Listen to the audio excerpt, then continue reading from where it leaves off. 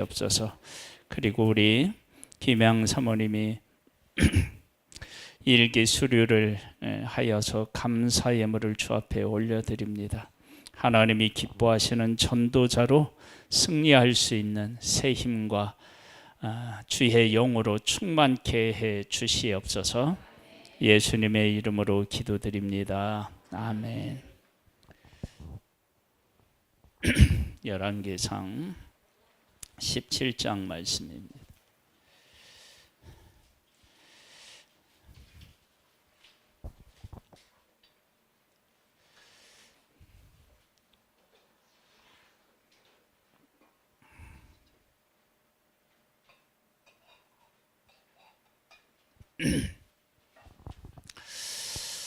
어, 1절 말씀을 보겠습니다. 길르앗에 우거하는 자 중에 디셉 사람 엘리야가 아합에게 말하되 내가 섬기는 이스라엘 하나님 여호와께서 살아 계심을 두고 맹세하노니 내 말이 없으면 수년 동안 비도 이슬도 있지 아니하리라 하니라.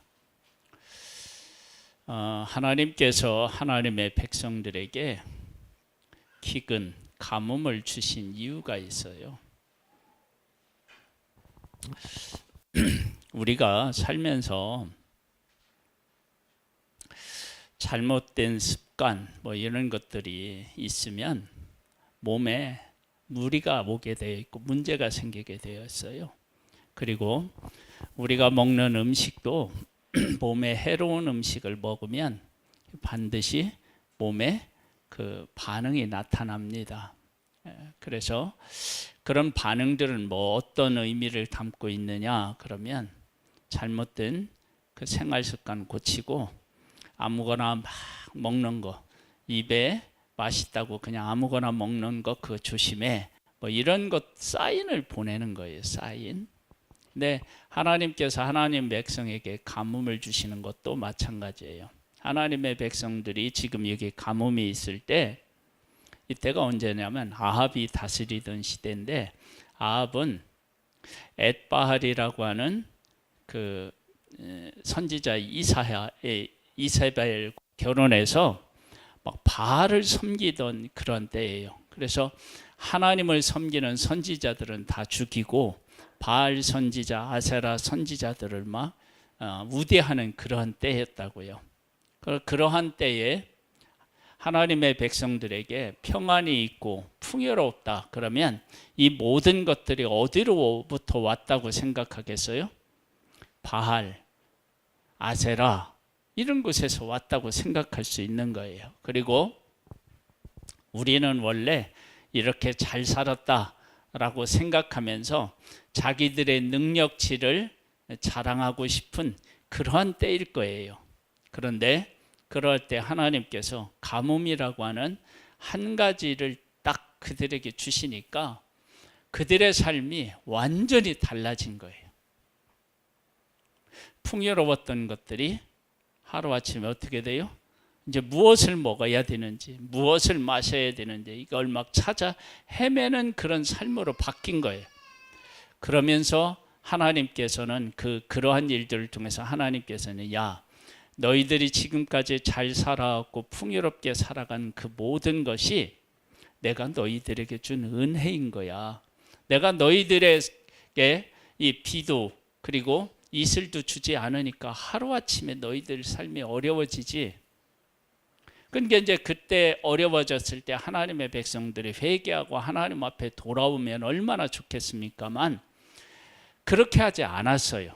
그렇게 하지 않았다는 것을 어떻게 알 수 있느냐?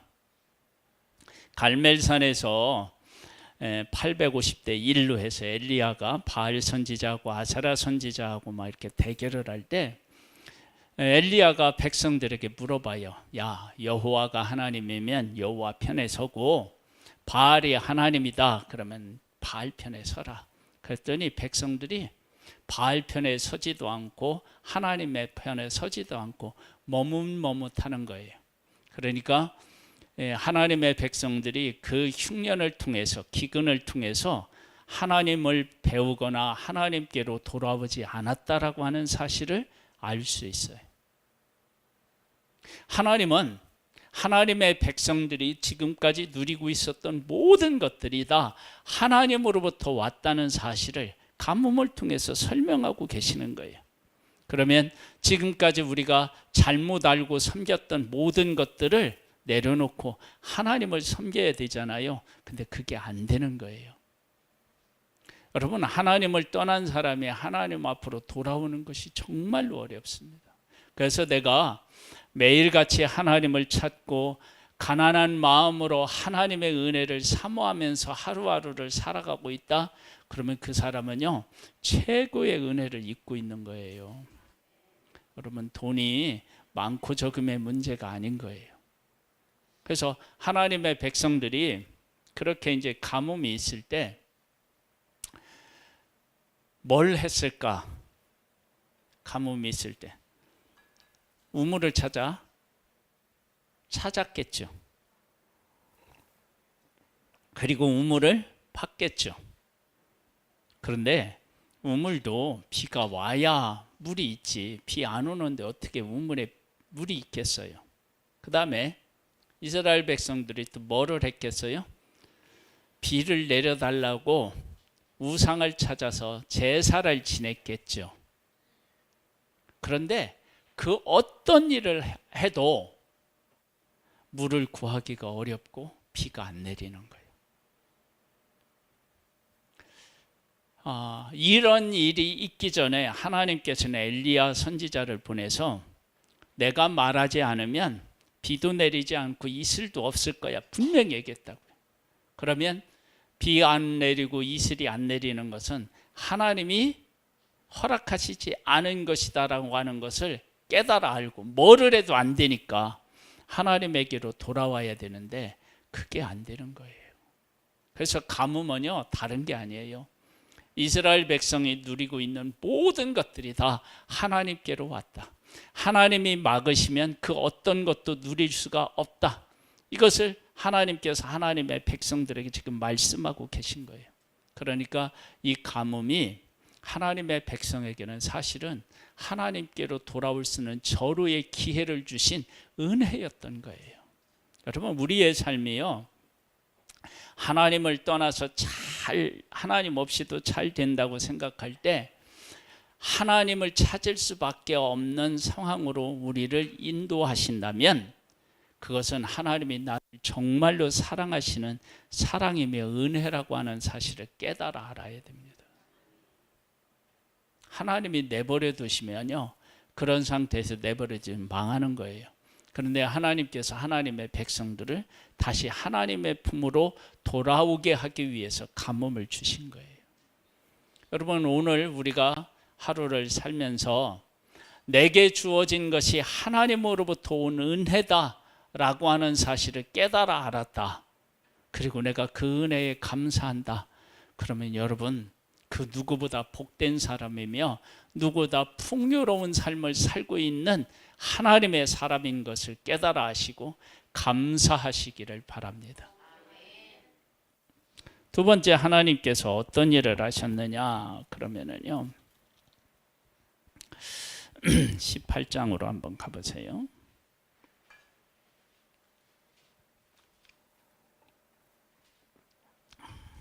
제단을 쌓아요. 제단.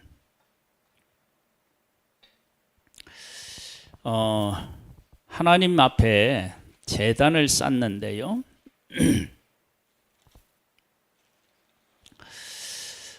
어디를 보시냐면요, 18장 30절을 한번 보세요.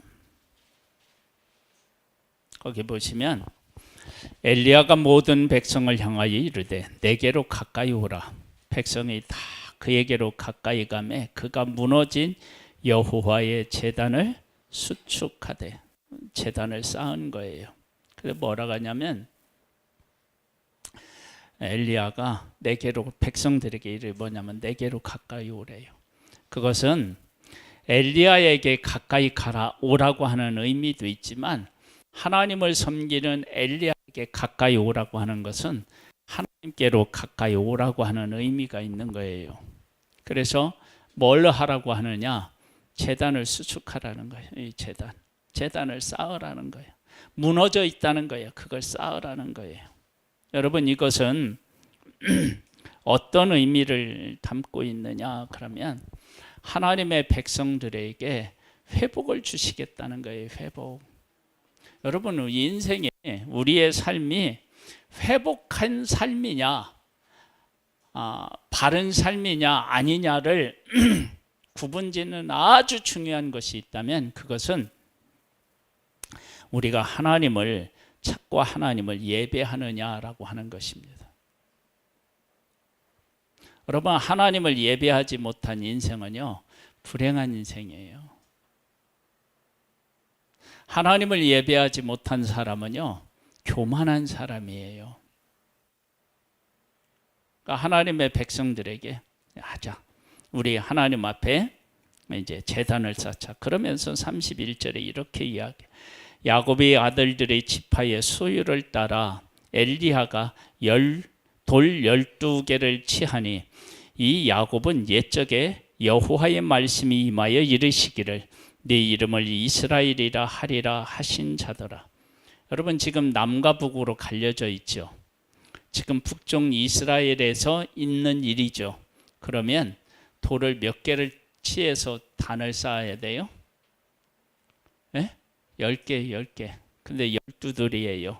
그 얘기는 이들이 하나님의 한 백성이라고 하는 사실을 하나님께서 어떻게 해요? 이 일을 통해서 분명히 선언하고, 야, 너희들은 바알을 섬기고 아세라를 섬겨야 하는 그런 존재가 아니라 나를 섬겨야 되는 하나님의 백성, 내 백성이야 라고 하는 것을 분명히 하고 있는 거예요.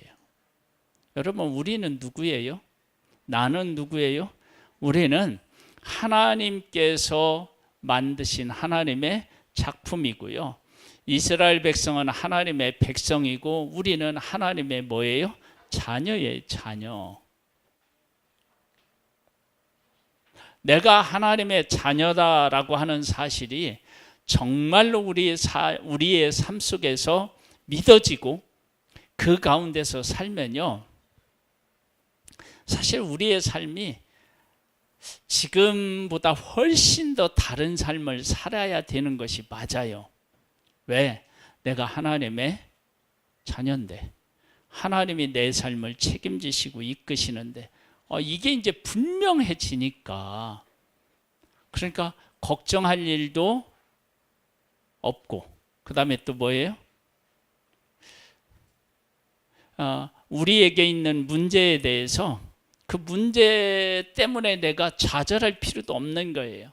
왜? 하나님께서 하나님의 자녀를 복된 길로 인도하실 것이 확실하니까. 그래서 제단을 쌓으라고 하는 것은 하나님의 백성을 다시 하나님의 자녀로, 하나님의 백성으로 회복시키시겠다라고 하는 의미예요. 왜? 하나님의 자녀들은 하나님 앞에 예배드리는 자이기 때문에 그렇습니다. 그걸 하라는 거예요. 그러면 하나님의 백성들을 하나님이 회복시키면 어떤 일이 일어나야 되느냐? 그러면 바알과 아세라 선지자들이 제단을 쌓고 막 불을 내려달라고 막 몸을 상하게 하면서 부르짖는데도 아무런 응답이 없었어요. 근데 이제 엘리야가 이제 딱 등장을 해서 하나님 앞에 이제 제단을 쌓고 이제 부르짖는 거예요.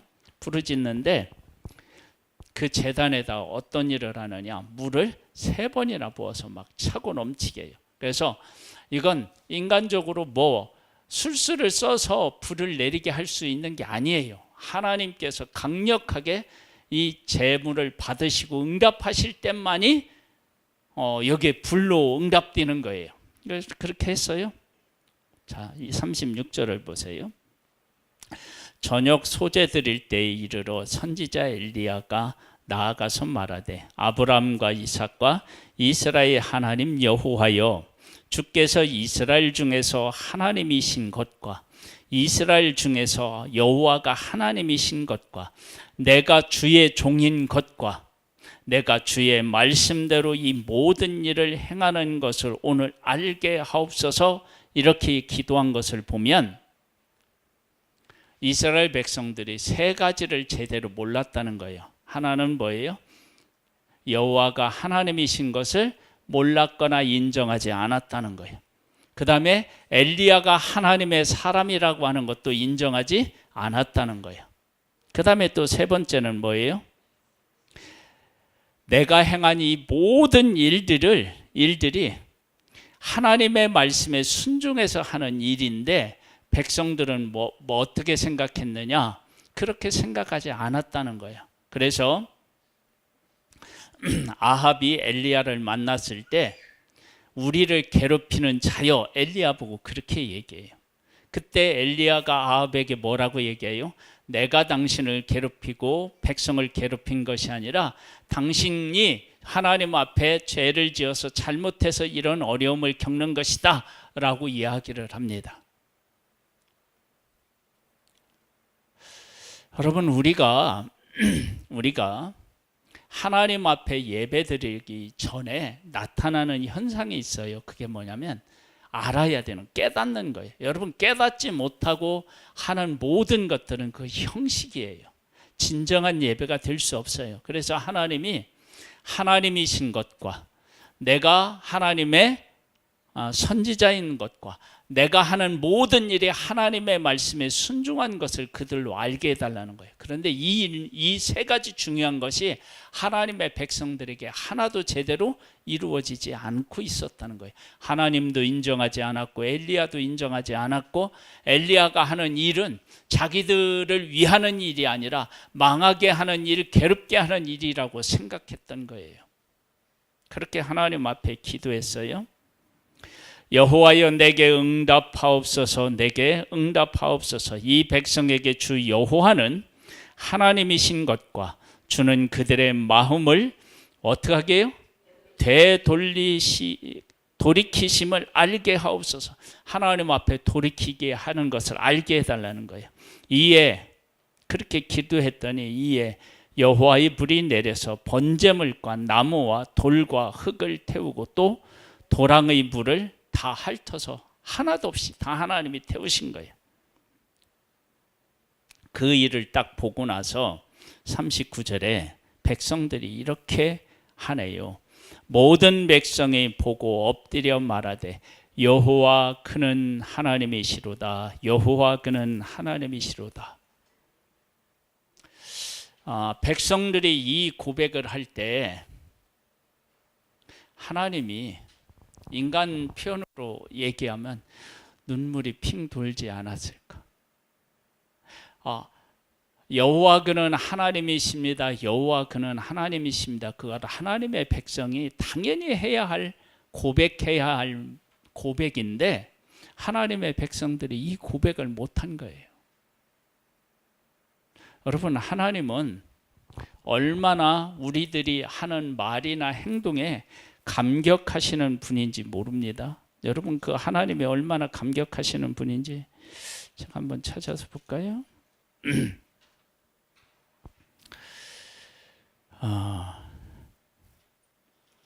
그 아합에 대한 얘기를 보면요, 그 사실을 알 수 있어요.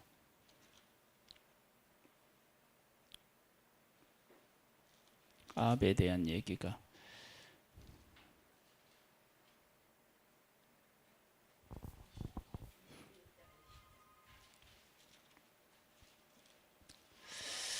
예, 21장 29절에 보면 이런 말씀이 있어요.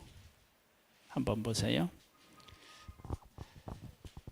아합이라고 하는 사람이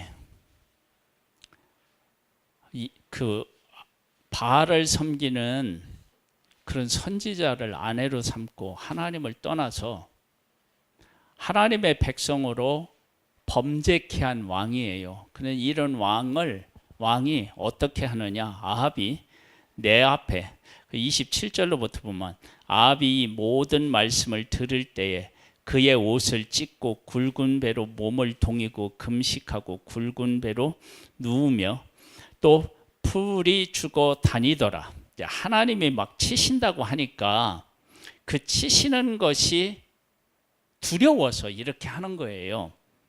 그러니까 이게 이 하나님 앞에 진짜 돌아온 것도 아닌 거예요. 그런데 그렇게 악한 아합이 자기에게 재앙을 내리실 하나님이 두려워서 하는 이 행동, 가식적일 수도 있고 이중적일 수도 있는 이 행동을 보고도 하나님이 어떻게 하셨느냐? 여호와의 말씀이 디셋 사람 엘리야에게 임하여 이르시되 아합이 내 앞에서 겸비함을 네가 보느냐? 그가 내 앞에서 겸비함으로 내가 재앙을 저희 시대에는 내리지 아니하고 그 아들의 시대에야 그의 집에 재앙을 내리리라 하셨더라. 그렇게 사람의 그 말과 고백과 행동에 대해서 하나님이 이렇게 감격하시는 분이셔. 그런 하나님께서 모든 백성이 여호와 그는 하나님이십니다. 여호와 그는 하나님이십니다라고 고백했을 때 여기에는 안 나왔지만 하나님이 얼마나 기뻐하셨겠어요. 여러분, 하나님을 떠난 우리 사람이 하나님을 향하여 고백할 때 하나님은 나의 아버지십니다. 이렇게 고백하는 고백을 하나님이 얼마나 기뻐하시겠습니까? 그리고 우리 인간들이 죄를 깨달아 알고 예수 그리스도를 믿으면 구원을 주시겠다는 하나님의 약속을 믿고 예수 그리스도를 고백하는 그 고백을 들으시고 하나님이 얼마나 기뻐하시겠습니까? 여러분, 내가 지금 하나님이 어떤 하나님이신지를 알고 나를 위해 십자가를 지신 예수 그리스도가 어떤 분이신지를 알고 그 하나님을 고백하고 그 예수님을 고백한다면 하나님은 하늘에서 기뻐서 춤을 추실 거예요. 자, 옆에 있는 분들하고 한번 우리 이제 옆에 있는 앞에 있는 분들이 이제 하나님이라고 이렇게 생각하시고요. 하나님 앞에 내 신앙 고백을 어떤 것이라도 좋으니까 한번 해보세요. 내가 안 알려줄게. 여러분들이 지금 설교를 들으면서 했던 것, 하나님을 향하여 예수님을 향하여 신앙 고백을 앞에 있는 사람 보고 한번 해보시라고요. 자, 짝지어서 해봐요. 짝지을 사람이 없으면 3명이서 한번 해보시고요.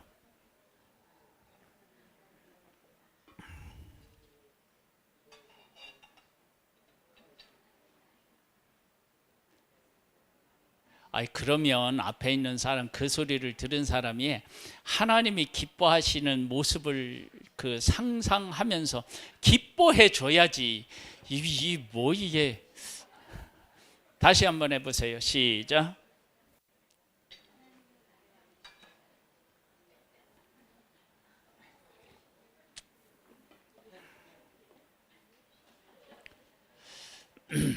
여러분, 이걸 시켰는데 쑥스러워서 나 못하겠다고 하는 사람은요, 쑥스러워서 못하는 게 아니에요. 하나님이 어떤 분이신지를 내가 확실하게 모르기 때문에 안 하는 거예요. 정말입니다. 여러분, 이 고백이 제가 지금 이렇게 그냥 설교하다가 하는 얘기가 아니라 하나님이 정말로 그것을 기뻐하십니다. 그 하나님의 모든 백성이 여호와 그는 하나님이십니다. 여호와 그는 하나님이십니다라고 고백했을 때 하나님이 얼마나 기뻐하시고, 이 고백을 위해서 하나님이 뭘 주신 거냐면 가뭄을 주시고 불로 응답하신 거예요.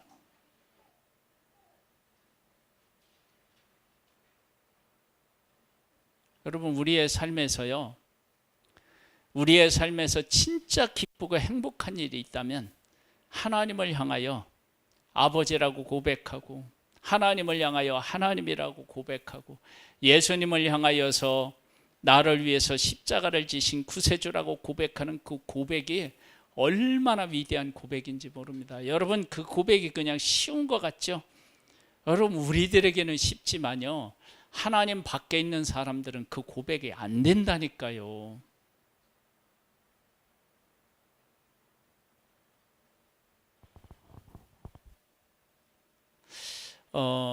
기도하거나 말씀을 이렇게 읽고 그러다가 하나님의 이제 성령의 임재하를 깨닫는 경우가 있어요. 그때 우리가 하나님을 고백하게 되고 예수님을 고백하게 되거든요. 그 고백을 정말로 하나님은 우리가 매일같이 하기를 바라요.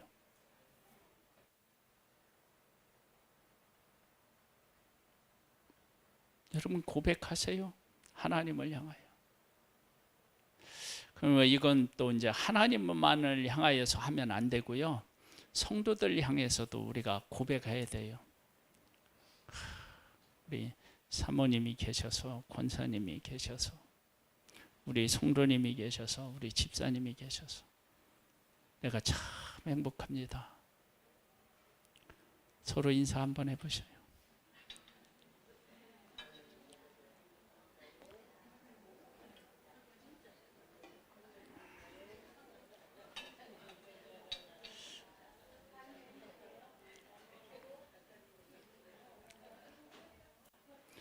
이거 하라고 하는데요. 별로 할 얘기가 없는 사람들은요. 우리 교회의 가치와 의미를 잘 몰라서 그래요. 여러분 교회의 가치와 의미를 알면요. 진짜 그 사람에게 고마워해요.